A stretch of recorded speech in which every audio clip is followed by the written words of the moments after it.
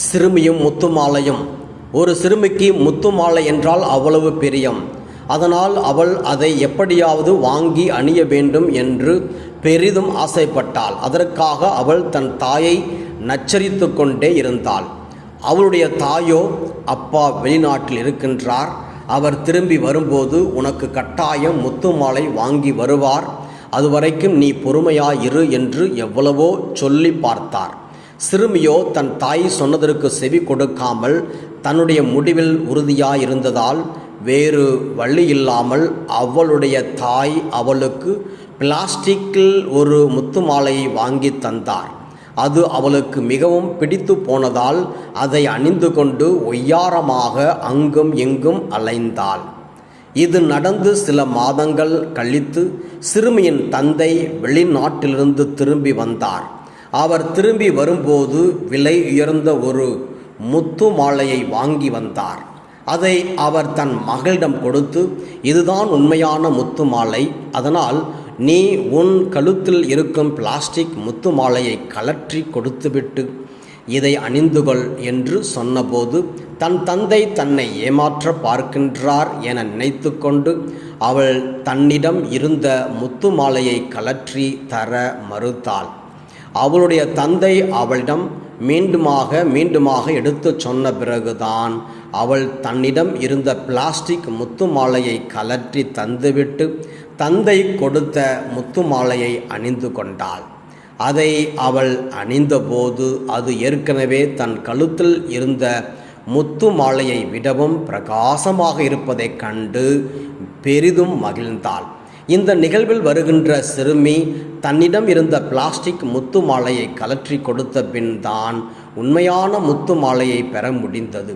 நாமும் நம்மிடம் இருக்கின்ற நிலையற்ற செல்வங்களை விட்டு கொடுக்க முன் வருகின்ற போதுதான் நிலையான அல்லது விலை மதிப்பில்லாத செல்வமாகிய விண்ணகத்தை பரிசாக பெற முடியும் என்கின்ற செய்தியை பொது காலத்தின் 17ஆம் ஞாயிறான இன்று நாம் வாசிக்க கேட்ட இறைவார்த்தை நமக்கு எடுத்து கூறுகின்றது. ஞானத்தை கேட்ட சாலமோன் இன்றைக்கு மனிதர்கள் தங்களிடம் உள்ள பணபலத்தை கொண்டு நிறைய பட்டங்கள் வாங்கி அல்லது புத்தகங்கள் படித்து அறிவை வளர்த்து கொள்ளலாம். ஆனால் பட்டங்களை வாங்கி குவிப்பதாலோ புத்தகங்களை படிப்பதாலோ பெற்றுவிடக்கூடிய ஒன்று அல்ல ஞானம். ஆண்டவருக்கு அஞ்சி அவர் வழியில் நடப்பதாலேயே ஒருவர் ஞானத்தை பெற முடியும். நீதிமொழிகள் 1:7. ஒருங்கிணைந்த இஸ்ரவேலை ஆண்ட தாவீதுக்கு பின் அந்நாட்டை அவரது மகனான சாலமோன் தான் ஆண்டார். அவர் இஸ்ரவேலின் ஆட்சி பொறுப்பை ஏற்றபோது அவருக்கு வயது வெறும் 12 தான். தவிர அக்காலகட்டத்தில் இஸ்ரவேலில் 40 லட்சம் பேர் இருந்தனர். அவ்வளவு மக்களையும் மிக குறைந்த வயதில் திறம்பட ஆள்வதும் அவர்களுக்கு நீதி வழங்குவதும் நன்மை தீமைகளை பகுத்து ஆய்வதும் தன்னுடைய சொந்த ஆற்றலால் முடியாது என்பதை சாலமோன் நன்கு உணர்ந்திருந்தார். அதனால் அவர் நீடிய ஆயுளையோ செல்வத்தையோ எதிரிகளின் சாவையோ கடவுளிடம் கேட்கவில்லை, மாறாக ஞானம் நிறைந்த உள்ளத்தை கேட்கின்றார். கடவுளும் அவர் கேட்டபடியே ஞானம் நிறைந்த உள்ளத்தை தருகின்றார். அத்தோடு எல்லா ஆசிகளையும் கடவுள் அவருக்கு தருகின்றார். கடவுளுக்கும் சாலமோனுக்கும் இடையே நடக்கும் இந்த உரையாடல் கனவில் நடக்கின்றது.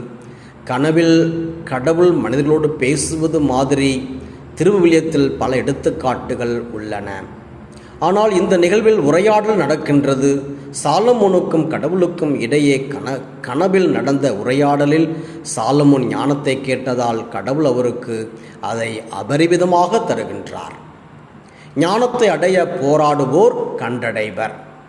சாலமோனுக்கு கடவுள் ஞானத்தை அருளியது யாரெல்லாம் கடவுளை தேடுகின்றார்களோ, அவருக்கு உகந்தவற்றை நாடுகின்றார்களோ அவர்களுக்கு அவர் ஞானத்தை அருளுகின்றார் என்ற உண்மையை மிக தெளிவாக எடுத்து கூறுகின்றது. கடவுளை தேடுகின்ற போது, அவருக்கு உகந்தவற்றை நாடுகின்ற போது நாம் நம்மிடம் இருக்கின்ற தேவையற்றவற்றை களைவது இன்றியமையாததாக இருக்கின்றது. எடுத்துக்காட்டாக, தன்னை பின்பற்ற விரும்பிய செல்வந்தனாகிய இளைஞனிடம் இயேசு நிறைவுள்ளவராக விரும்பினால் நீர் போய் உம் உடைமைகளை விற்று ஏழைகளுக்கு கொடும், அப்போது விண்ணகத்தில் நீர் செல்வராயிருப்பீர். மத்தேயு 19:21 என்பார். விண்ணரசில் செல்வராக இருக்க ஒருவர் தன்னிடம் உள்ளதை இழக்க தயாராக இருக்க வேண்டும்.